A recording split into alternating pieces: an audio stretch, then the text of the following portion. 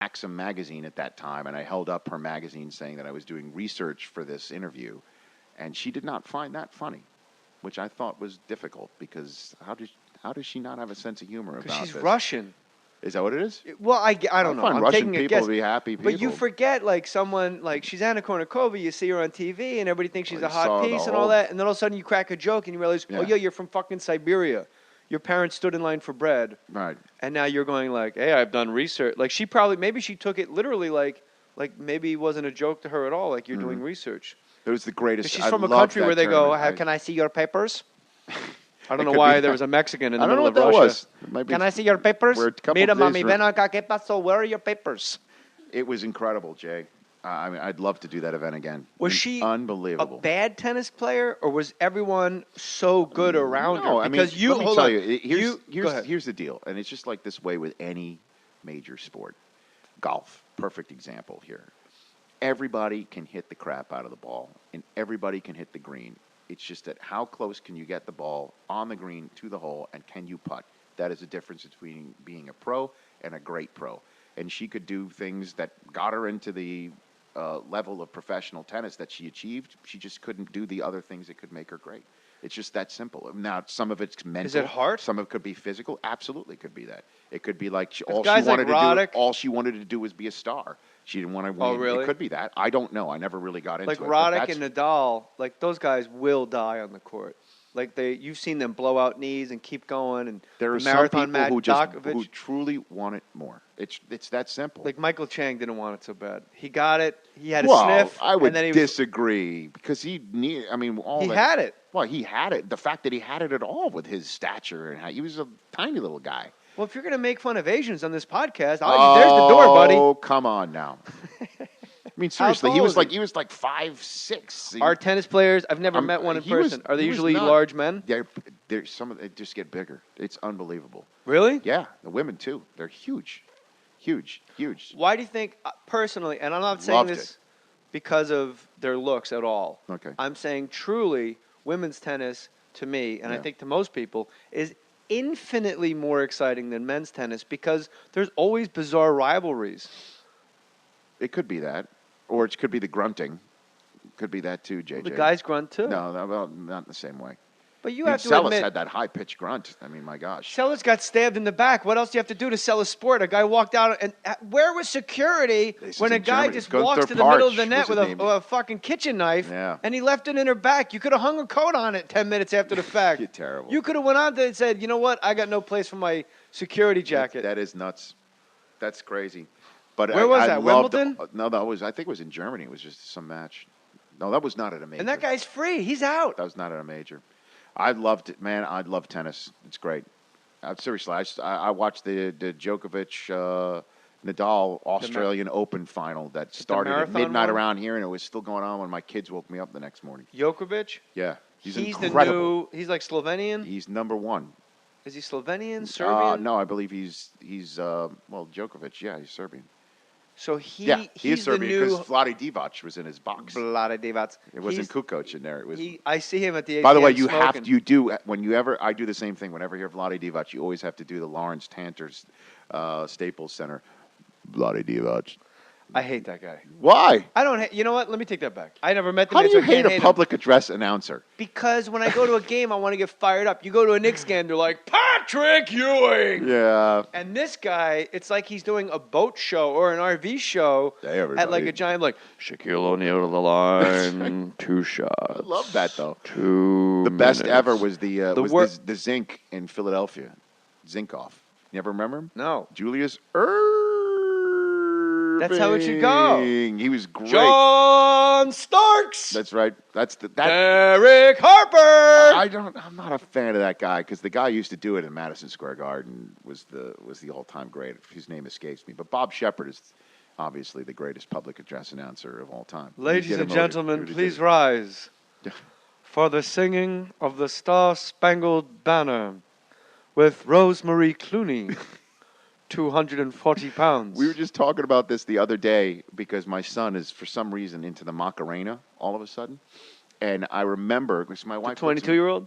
Yeah, the 22-year-old who really looks like he's 3.5. And And for some reason, he loves the Macarena. And my wife looked at me the other day, and she goes, how the hell did that become so big? And I said that it became so big, I remember there was a Macarena night at Yankee Stadium where in between innings, Cheetah Rivera would get on top of the dugout and lead the entire stadium in the Macarena. And my favorite Bob Shepard moment was, ladies and gentlemen, your attention, please. We call your attention to the top of the Yankee dugout, where Cheetah Rivera will lead us all in the Macarena. He was asked once what his favorite names of all time were to say. Barbaro Garbe. Mickey Mantle. Wow. Odd, Mickey I Mantle. thought. It just seems easy, but he Well, loved... it's alliterative. Mickey Mantle. Yeah. Number 7. Oh, yeah. And Shigetoshi Hasagawa. Shigetoshi. Now pitching for the Mariners. Hasagawa. Number 55. Shigetoshi Hasagawa. Barbaro Garbe. He taught speech at St. John's University. And the story goes, Genius. the first day of class, it would be packed, like they had to have an auditorium for it because everyone signed up. The second day, there would only be like 8 people. So it would go from like 400 to literally to 8 because everyone signed up just to hear Bob Shepard say their name.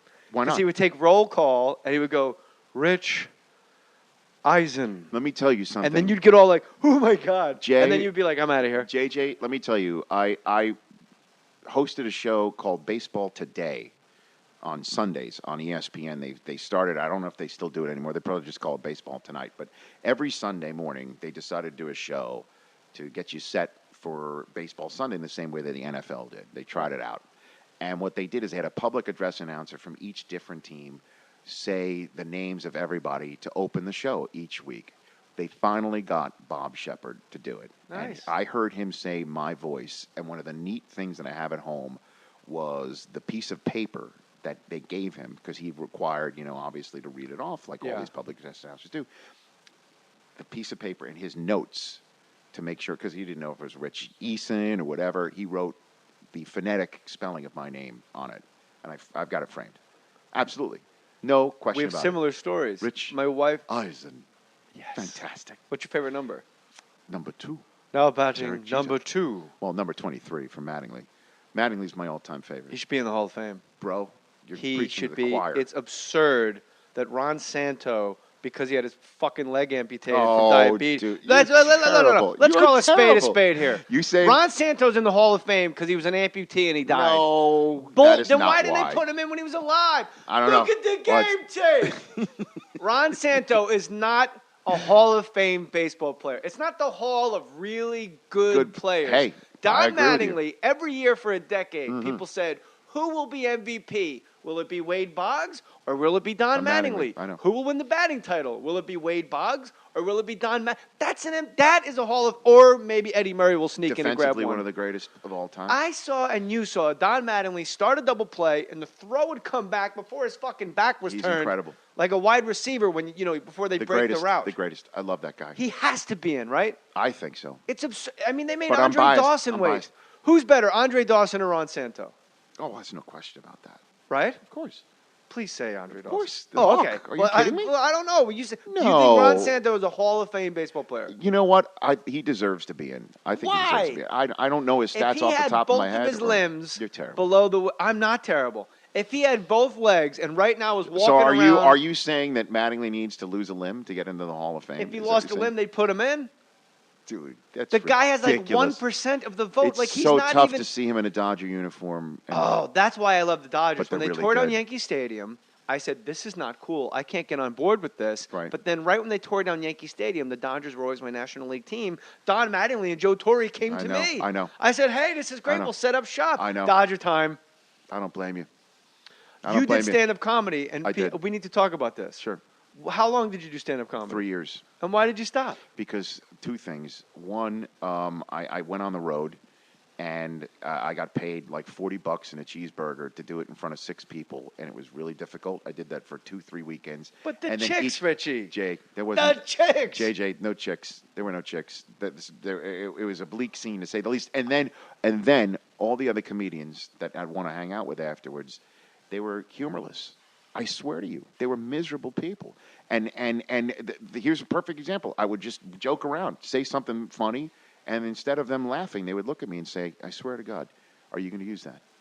And I thought to myself, this is misery. This is absolute misery. I don't think I could do this.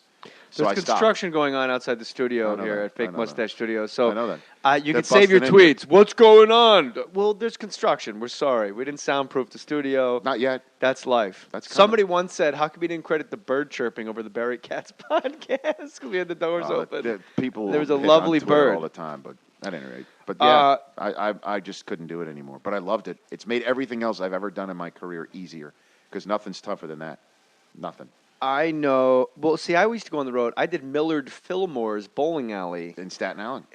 For free. And I remember getting heckled by Chuck Wepner, the Bayonne Bleeder. And I told him, and I was in high school, so I was wrestling at 130 pounds. I was super skinny, and I had my Jason Priestley hair, 1987 or so. Millard Fillmore's. I said, hey, Wepner, I swear I'm going to kick the shit out of you if you don't sit down and shut up.